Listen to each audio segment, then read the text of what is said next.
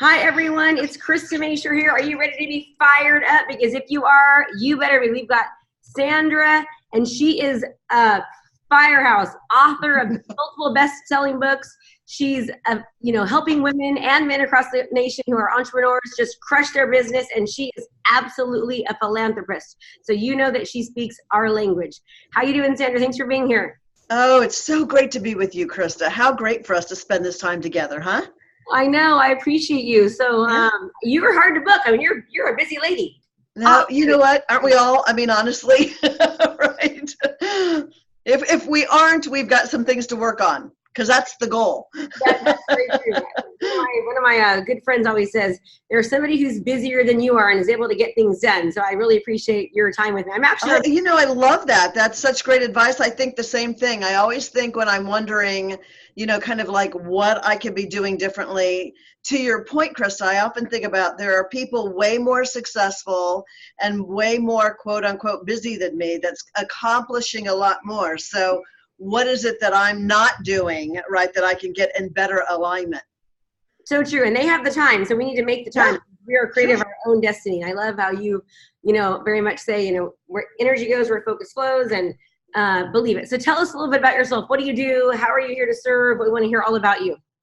Well, I'm an ordinary woman, that started a business 19 years ago. We're getting ready to celebrate and move into 2020, our 20th year, which is just shocking, to tell you the truth, that we are here. But I've learned a tremendous amount of lessons of what it takes to bootstrap and start a business kind of out of a spare bedroom in your home. In my case, it was above the garage, to building what is now, a global live event, online connected business for entrepreneurs. So tell us a little bit about that. I mean, everyone, building a business is very difficult, especially in the beginning. It's hard. Yes. And no one ever sees it. They always see, they look like an overnight success. They don't see all the trials and tribulations. Can you tell us what you went through? Yeah. Well, first of all, let me just say it never stops being hard. Can I tell you? I mean, it just really doesn't. The problems change. They look differently, but they are recycled. If you take time to reflect, they recycle itself. So, the way I look at it every day is business is hard and being broke is harder. So, you have to pick which bucket you want to live in.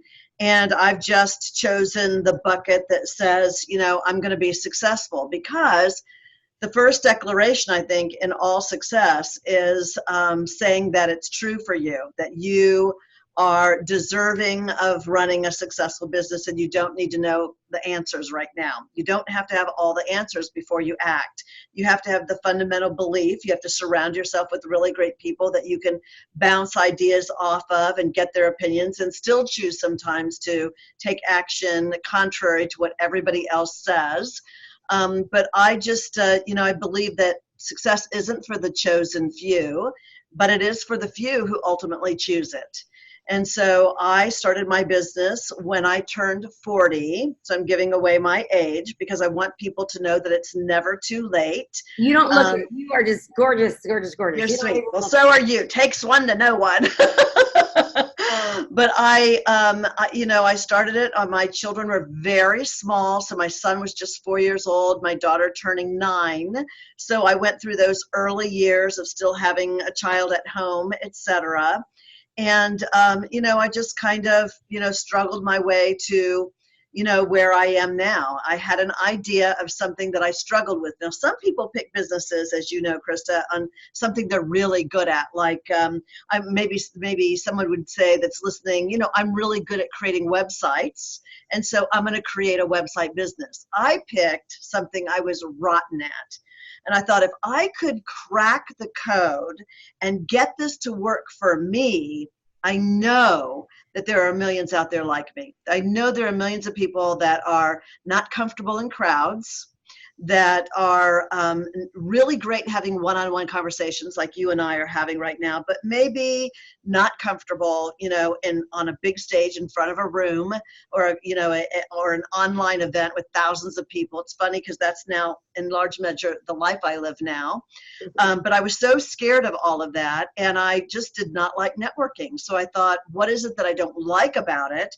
And what I realized is that for me, it was just really if you're a social butterfly, if you're an extrovert, you'll make good in any kind of environment that you're in. But if you're more like me, who married an extrovert, I married a music man on a stage on Capitol Records, right? I was always the behind the scenes girl.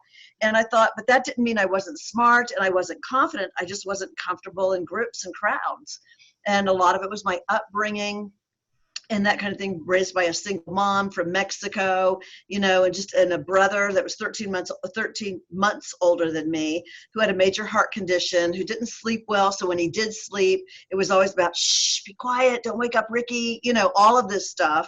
And I just was never really comfortable in conversation.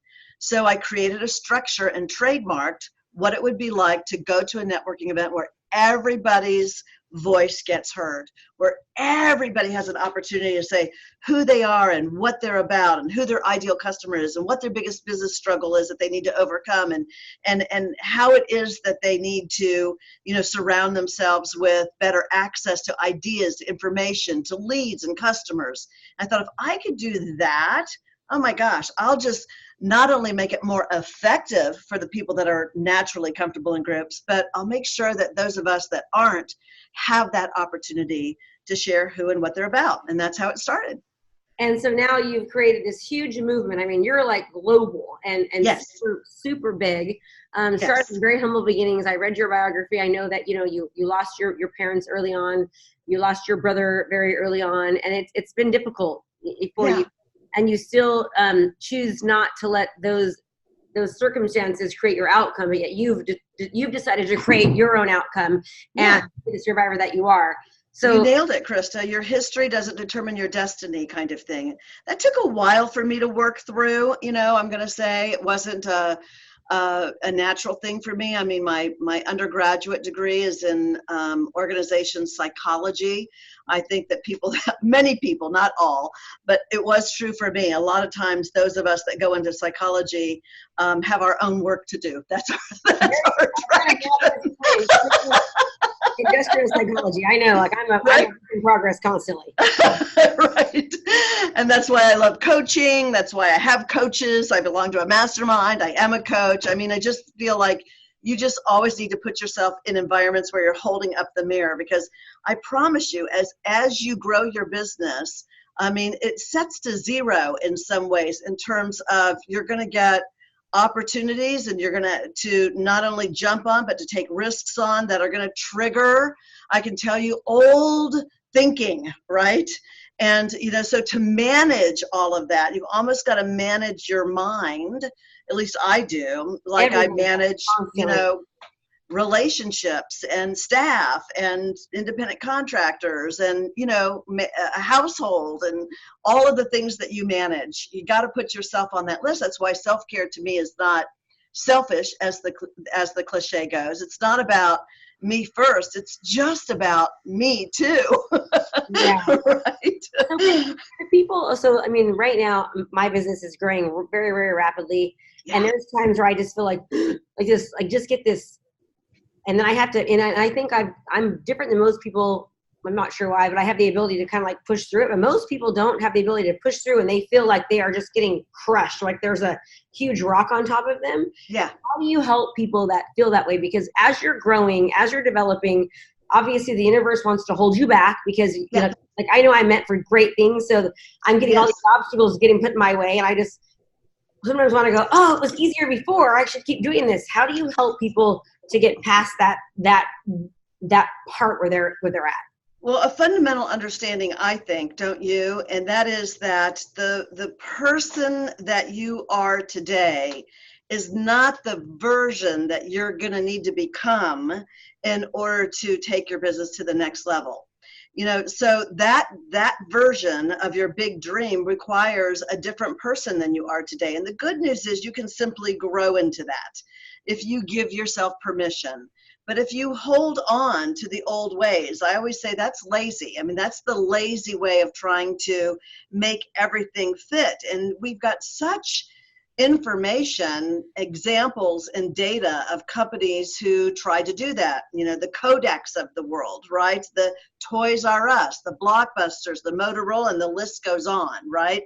the companies that are the most successful, think Sarah Blakely with Spanx, think Oprah with OWN, think Bill Gates with Microsoft, think Jeff Bezos, divorced and still the richest man in the world. You know what I mean? I mean, what is it that they do? Well, the truth of the matter is none of them really invented anything. Oprah did not invent talk shows. I mean, there was Phil Donahue way before her and others. Sarah Blakely did not invent girdles, right? Steve Jobs did not invent computers or phones, and Jeff Bezos certainly didn't invent shopping. What they did was they innovated them, and that thinking, I think, is what is so important, is what is it that you're looking at? Your job description, in my opinion, at least this is the way I run my business, my job description is being rewritten now, fourth quarter, because on January 1, I have a new job. I have a new role in order to execute and lead all the new things that we're coming up with fourth quarter that we want to start delivering next year, right? So rewriting your job description. Now, if you're a person that sounds like that's exhausting to you and that's not what you want to do, then what I want to be transparent about it and say, then it's not that you can't be successful, but what I do know from coaching so many and my own experiences, that it's just a much harder road, right? Because the future belongs to those who are going to innovate. You have to invent nothing, but you must find your point of distinction and innovation, right? And a way to then communicate it so that people can see how you're different. Steve Jobs said, I look at these phones, the flip phones, he says, they're kind of dumb. I think I have an idea of how to make them smart, right? I mean, just this little ways. Sarah Blakely took, girdles, right? That women didn't talk about, and suddenly made it cool to talk about Spanx. I mean, I was watching Tina Fey not too long ago talking about how when she hosted an award, she wore 2 layers of Spanx. I mean, who says that on national television? That's talking about finding a point of distinction, making it really cool, right? And innovating it in such a way that everyone wants to talk about it.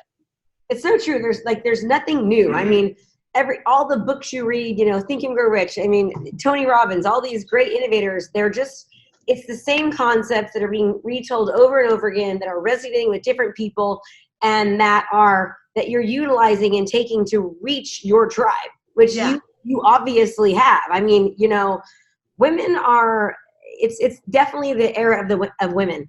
And it's really cool to be a woman now. Yeah. Do you remember, I may be dating myself, but a long, long time ago, there was a country and Western singer by the name of Barbara Mandrell. Do you remember her? Yes, I do. And she had a song that said something to the effect of, I was country before country was cool. And, it's funny because I was women supporting women way before women supporting women it was cool, like it is now. But Krista, as well as I do, that in order for women to become successful, it has to be way more than a one-day march and a hashtag, right? This takes serious action, but consistently and persistently. Why are so many women not willing, Sandra, to really support each other? I mean, I feel like, I know we're getting closer, but women still sometimes it's almost like they don't want everyone to succeed, and it's that way with everybody in life. But how do you help people to really understand, we are all in this together, and the abundance mindset, not having a scarcity mindset, supporting each other? How do you do that? I hear about those women, and they are increasingly becoming more distant to me because I just don't hang around them. And I feel like when those that hang around me, like those that hang around you, they very quickly choose whether they want to opt in or opt out. Mm-hmm. And quite frankly, women that don't want to support women have a really rough time hanging out in the eWomenNetwork environment. They just don't fit in. And I think they feel so uncomfortable because our 5 favorite words in our company is, how may I help you, right? And they feel so uncomfortable, and it's so noticeable when they're not helping. Because, I believe that networking is about giving, not about getting. And when you come to say, how can I help you? right? But when everybody is doing that, there's a tremendous amount of getting. It's not like it doesn't happen, Yeah. but it's a means to an end. And I think that women that don't like supporting women find themselves feeling very awkward in our environment. So I just don't know a lot of them anymore. I hear about it, but they're just not in my space. I mean, like when you asked to be on this call, for me to be on this podcast with you, I mean, we had to do a little juggling in terms of calendars, but like, why not? Why not? What, I mean, the truth is, what, you know, is my value that I'm only going to show up if I, you know, if it's worth my while, if I guaranteed something out of it, whether it be a paycheck or a customer or whatever it would be, or do you just put good juju out whenever you can, you know, and just say, I'm just going to show up because I can. If Krista can be flexible with my calendar, I know 2 crazy busy women, if it's meant to be, will find that space, and we will show up.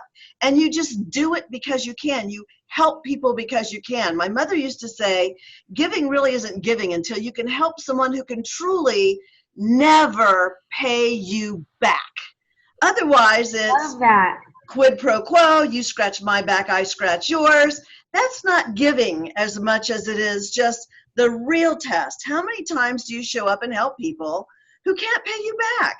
But you're dropping seeds into the universe, right? And you just got to trust that when the time is right, it will happen. The thing about timing is, you know, it's never early, right?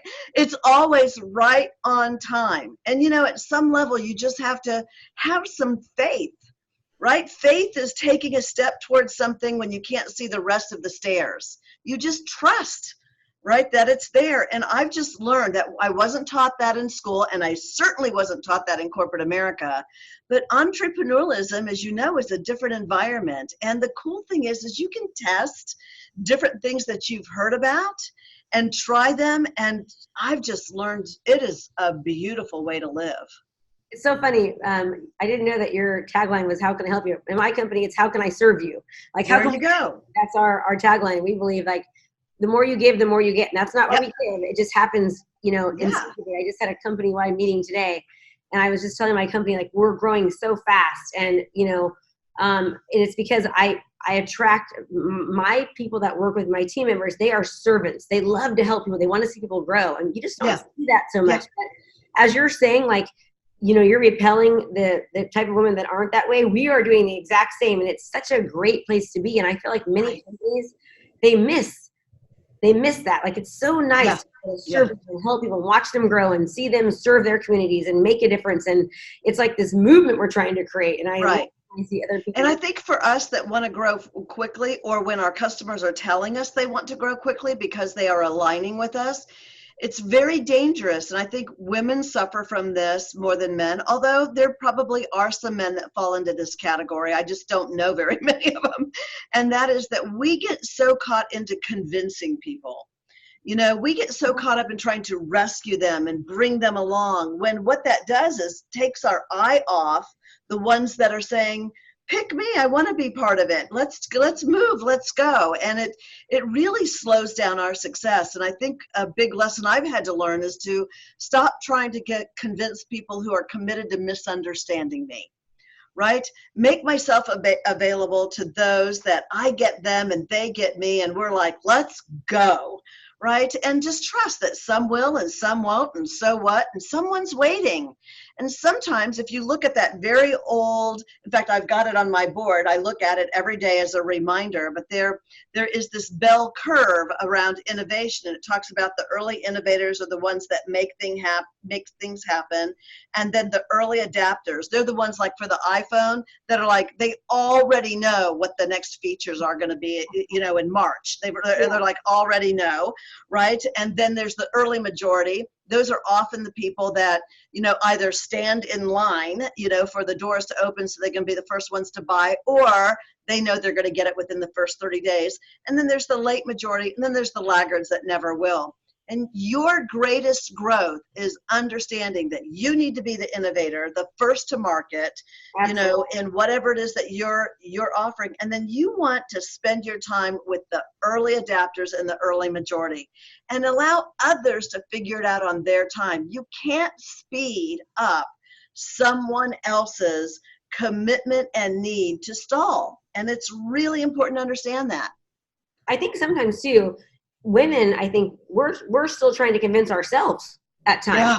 We're still trying to convince ourselves that, oh, it's okay, we're worthy, we can do this. And I mean, mindset for me is everything, and I work on it constantly, and still sometimes I have to find myself going, oh, Krista, negative, stop, change it around, turn around what you're saying. Yeah.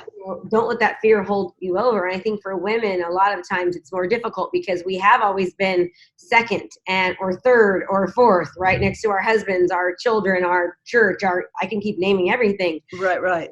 And now it's our time. And so we need to know that we are worthy, we are capable, we can, and just go for it, because people are willing to, ready, aim, fire. They're ready and they're aiming, they never fire. I say fire and then be ready and then aim, because the more you fire, the more chances you're going to have to be able to make that success happen. You'll fail like crazy along the way. It's okay, but you got to fire all the time.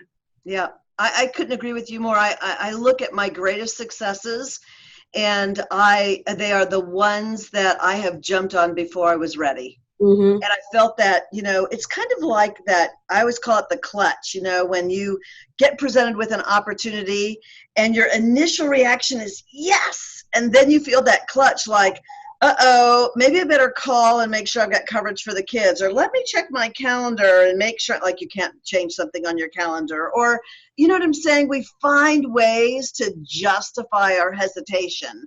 And, hesitation is that quiet sabotage. It creates, I think it's a disease, because it creates dis-ease, because nothing is ever changing, and jumping into an opportunity is, before you're ready, there's nothing wrong with that. And if that's already an angst, if you're listening to this and you're feeling the angst, that's your rational mind that's speaking to you. Oh, you should have your facts, you should do your analysis, and there's some truth to that. But what I've learned in entrepreneurship is, your heart has a language that your mind doesn't understand. And you have to listen to your heart too. And, the problem with your heart is that, in our minds, is that our minds tends to shout at us and our heart whispers. And that's why it's so important to me that you get quiet, whether you are a meditator or you're a journal writer or you just run in reflection, or whatever is your version of getting quiet and listening to your heart. Because most entrepreneurs make it because they believed in their heart and they trusted that they will figure everything out in their head. Napoleon Hill, Think and Grow Rich, he talks about this. When you're reading his book, he says you're going to have this idea, and when you have the idea, just like run for it and go and do it. But most people, when they have this idea, it's like that idea is their $1 million breakthrough. But what happens is you have the idea, and then all of a sudden your mind starts going, but if, when, will, why, blah, blah, blah, and you don't do it. He tells you how important it is just to act.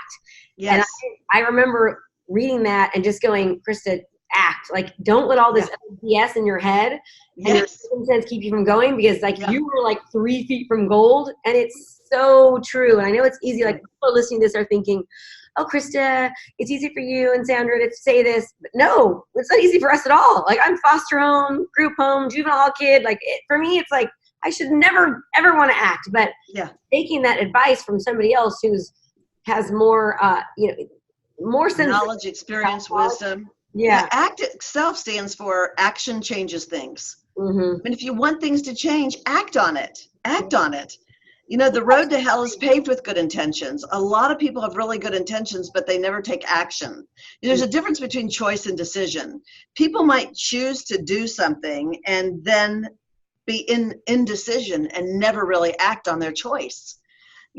Are you taking action is the name of the game. And you'll get farther ahead in taking a little bit of action than doing 100% of nothing. Absolutely. I love that. Your choices what you actually do, it's true. You can want to do something, but if you don't take action, it means nothing. Even if people listening to this podcast right now, listening to you, and saying, oh, this is great information, but if they don't ever act upon it and implement it, means nothing. You've got to act. Yeah. I mean, I think there are people, I've known people who are committed to, shelf help. They'll buy a course, and they won't even take it. And so the choice was, I'm going to put my money, I'm going to buy this. And then their decision is, I'm never going to take it. Right? I'm never going to do, or if they take it, I'm never going to do anything with it. They've got great notes. They can talk about it really well, but did they put it into action? It's a whole nother ball game. It's a whole nother level of integrity. Oh, I love it. You have just been so great, Sandra. I mean, I want to, I appreciate your wisdom and your time, and you're just very inspirational. So likewise to you, girl. Likewise to you. So we always ask everyone, what would be your one piece of advice? If you can give everyone listening one piece of advice before they leave your great wisdom, what would it be? And I want to hear more about your upcoming event that you have coming up for the women's e-commerce women's event, your live event. I want to hear about that. So I have so many, but I would say the one that has never failed me is give without remembering and take without forgetting. One more time. So give without remembering and take without forgetting. Oh, I love that. Yeah, that has never failed me. And I really believe, honestly, Krista, I have built this business from zero, from nothing, no bank money, no capital infusion, no VCs, angel investors. I bootstrapped it from nothing to a multi-million-dollar global business. And that's the one thing that has never failed me. When you can give, just give, right? Just give and just forget about it. Just know you did the right thing. But when you take, always remember to pay it forward, to pay it back, whatever it might be. It's never failed me. I've never heard that. And that is amazing advice. And it's hard to do sometimes. Sometimes it's hard to give without wondering, because you're building and you're money going out the door, and it's scary, and you have this anxiety and you have stress and you feel the pressure, and you just have to know that it'll come back. Yeah. Like when you asked me to be on this call, I said, what's her name? I looked you up. I spent 3 minutes. It didn't take long. And I told Leanne, my assistant, make it happen. Make it happen. I just love her energy. I love what she's about. This is good. And I didn't even know what was going to become of this. But this was really great time. You have given me energy to go throughout the day and elevate what I think I will do that I would not have done before this time with you. So thank you. It was a gift. So tell us about your upcoming event and how many. Okay, you want to know anything about it? Just go to eWN Icon. eWN stands for the initials eWomenNetwork. eWN Icon for our international conference, only attracting people who want to be icons in their industry. So eWNIcon.com, that will tell you all about our 20th anniversary huge event that we're doing in July of 2020. And where's it at? It's going to be in Dallas, Texas. We will own and will be an overflow of a whole hotel. We're taking 100% of the conference center. It really is the place to be. Meet people from primarily North America, US and Canada. But we have chapters now in Australia, in Manchester, England. So as we grow internationally, we've got members all over the world. And, it's a great, remember, you can have a local business, but a great idea can come from anywhere. Sandra, thank you so much. I love your movement. I love your energy. I appreciate your time. And thank you for supporting entrepreneurs across the country and just doing what you're doing. And go to that conference. I'm excited about it. I'm going to be there. And we really just appreciate all that. Girlfriend, we need to meet in the bar and cheers, right? Of course. Okay. Even if it's a glass of water, whatever it is you drink, let's have a toast. Look it up. Look her up, everyone. And remember, listening is awesome, but until you actually take action and implement, it doesn't do you any good. So you've got to actually implement. So don't just keep listening, start acting. And as always, make it a great day. Thanks so much for watching my video. You can learn more about how to be a successful real estate professional by watching other videos that I have. And be sure to subscribe to my channel. And as always, make it a great home selling and buying day.